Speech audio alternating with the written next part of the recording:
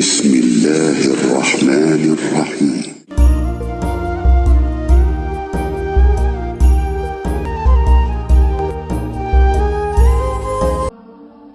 للہ رب العالمین والصلاة والسلام علی سید الانبیاء و خاتم النبیین۔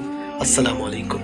عبداللہ ابن مسعود رضی اللہ تعالیٰ عنہ جو کہ صحابی رسول ہیں، ہر جمعرات کے دن لوگوں کو وعظ سنایا کیا کرتے تھے۔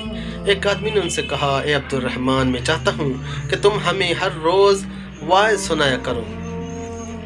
انہوں نے یعنی عبداللہ ابن مسعود نے فرمایا، تو سن لو کہ مجھے اس امر سے کوئی چیز مانع ہے تو یہ کہ میں یہ بات پسند نہیں کرتا کہ کہیں تم تنگ نہ ہو جاؤ، اور میں وعظ میں تمہاری فرصت کا وقت تلاش کرتا ہوں۔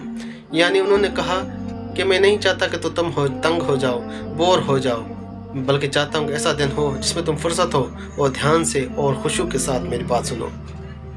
آگے ہے، جیسا کہ رسول اللہ صلی اللہ علیہ وآلہ وسلم اس خیال سے کہ ہم کبیدہ خاطر نہ ہو جائیں، وعظ کے لیے ہماری اوقات فرصت کا خیال رکھتے تھے کہ آپ صلی اللہ علیہ وسلم بھی ہم سے ہمارا خیال رکھتے تھے تاکہ ہم کبیدہ خاطر نہ ہو جائیں یا بیزار نہ ہو جائیں یا بیزاری نہ دکھائیں کام کی وجہ سے، تو وہ فرصت کا دن تلاش کرتے تھے۔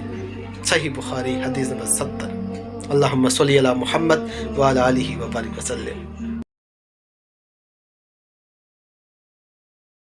صلی اللہ علی محمد۔